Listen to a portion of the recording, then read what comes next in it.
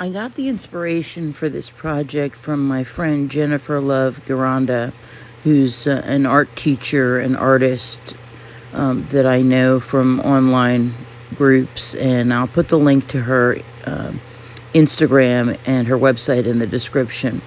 So I have a lesson on gesture drawing, which I also put in the description, but when you draw a fashion model, you don't stick to the normal proportions of a regular gesture drawing. You sort of stretch out the body. The legs in particular are extra long.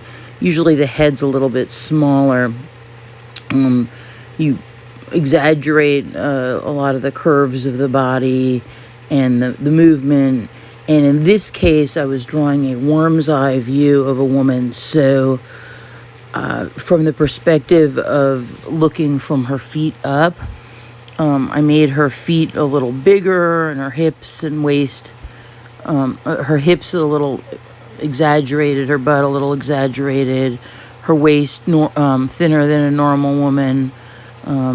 Exaggerated her breasts a little bit to kind of give her the style of a 1940s pinup girl. And because I was looking at it from the view of the worm's eye view, looking up, the head's a little smaller, but the feet are a little bit bigger. I'm going to be cutting out the skirt and the shoes, so making them a little bit bigger will make them a little bit easier to cut out. Notice that the initial sketch is very scribbly as I try and just capture the gesture and the movement and then put in the details. That's very, very, very important for fashion sketching. If you try and start out with the details, the entire figure is going to look very stiff and wooden. And you need it to flow if you're going to be drawing things like fabric. So when you outline, you don't trace over every single line, you just trace the lines that you want to keep. And trying to make the fabric like extra stylized and swishy, to look like it's really flowing around her body. And just as you're drawing, imagine the fabric moving. So just outline the lines you want to keep. Keep in mind that you're going to be doing some erasing. It's also important to exaggerate the outline and the shape of the areas that you're going to cut out so that the shape is recognizable, in silhouette. So one of the things that I did was I used I pinched the paper just a little tiny bit and cut a snip. Trying to do a tutorial of how to cut this out without using an X-Acto knife. So cutting a little tiny snip in the middle and putting the scissors in that way, and then cutting out as many chunks of paper as you can. A lot of times you'll find as you're cutting around sharp edges that the chunks of paper that you're cutting out get in the way. So just try and snip those out. And then the other trick that I use is I turn the paper as I'm cutting, so I can get around all the little squiggles and stuff and really not lose any detail. The other trick is to look at the cutout from the back and see if you can smooth it out. Just go over your cut lines and sort of smooth them.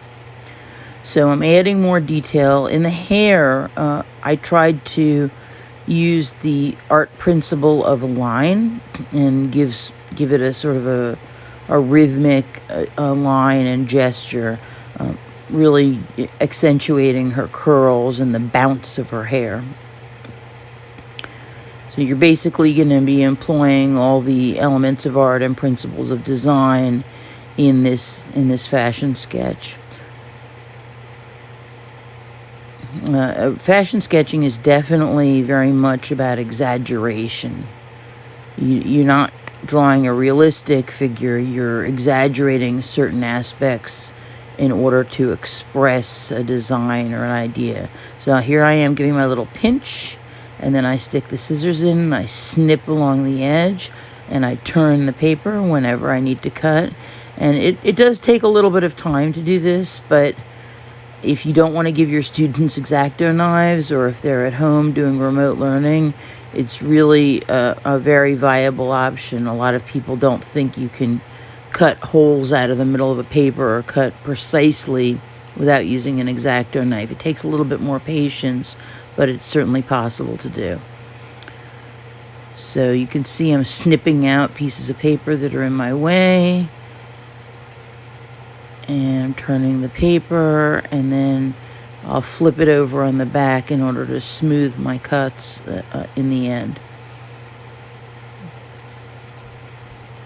See how it looks on the back, and then I just go along and I smooth any of the jagged cuts. And I didn't even use a very precise scissors with a really good point. I used just your basic inexpensive scissors, which I bought at a supermarket. It's not like a real high quality scissors, because I wanted to imitate the materials that a student might have at home if they were doing remote learning. So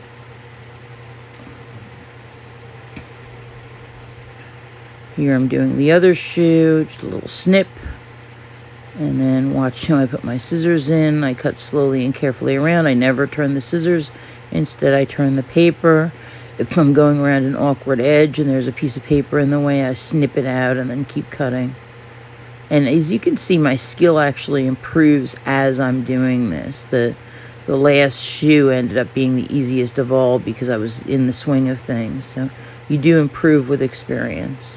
So you may want to do this on cut out a few shapes on a practice piece of paper. This drawing is drawn on cardstock, not on regular paper, because when you're holding it up and photographing it, you're going to want to have something stiffer than a regular piece of paper. So I used inexpensive cardstock, which I bought at Staples. You could also use a piece of like oak tag. White oak tag would work absolutely fine. Any sort of, heavy paper, maybe even the oak tag of a manila file folder if you're desperate and you don't have cardstock. But you do need something stiff enough to be able to hold up to the sun.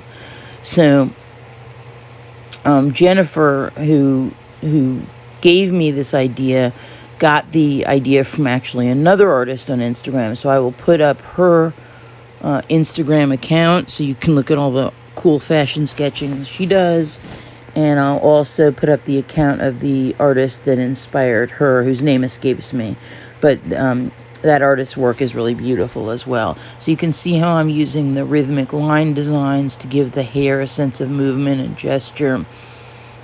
And I'm really almost done with the drawing aspect, and then I'm going to just go out and go to interesting places and hold the card up and take pictures with my phone. So one thing to keep in mind is you don't want a lot of shadow falling along the card. Like there was a couple of times where I was in amongst the trees and the patterned shadows from the trees were falling on the card, which kind of made the design a little bit more confusing. So try and keep the patterns inside the hole and the light on the card itself as even as possible. After I was done adding the rhythmic lines to the hair, I took a pencil and I erased more of the scribbles, and then I shaded in my drawing. I'll just quickly go through that just to give it a sense of volume. I used the side of a pencil and added some shading around the different parts of the body just to make it a little bit less flat looking. And when I was done shading, I sort of thought about where I would go, where I could find interesting patterns to put in back of the girl. One of the most obvious places to look is the sky. I found some white puffy clouds. I found a very beautiful sunset. Another nice source of interest would be water. Natural things, but also geometric things that I found. So I'm just giving the hair a little bit of sense of volume. I gave her chest, her arms, her neck. Be sure to leave plenty of white. Don't just make the whole thing gray. If it's shaded around the edges and white around the front of a volume, it gives it a round look. And you're trying to, since it's the female figure, you're trying to give her a sense of soft, voluptuous curves. One of the most interesting things was finding scenes where I could get the shoes and the skirt to match each other. So that was a challenge when I went out photographing. I didn't want the shoes to have an uninteresting pattern on the back. I wanted the shoes and skirt to match. That was one of my motivations in cutting out the hole.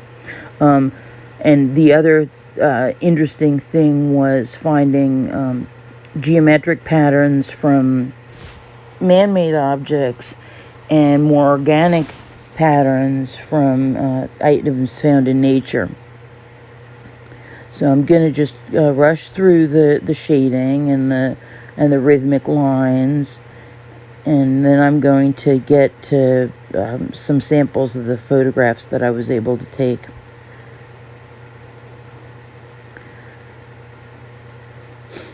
I went down to the waterfront in Perth Amboy where I work, and I got some great shots of the sky and clouds, sunset, a little bit of yellow in her shoes from the sunset.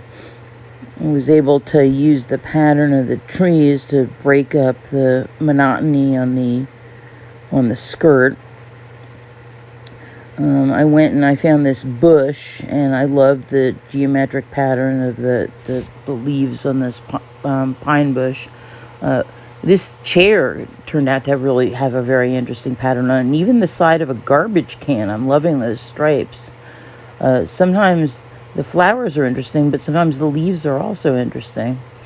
And so I found a whole bunch of plantings in the park, and I used the plants to kind of give me a sense of color and give it a sort of a splashy, fun pattern. The clouds were a great source of pattern for the skirt, but look at how beautiful the gradient of the water is. That was fantastic. Got a neat little gradient in the sky there. And I really enjoyed this project, so thank you, Jennifer, for giving me this wonderful idea.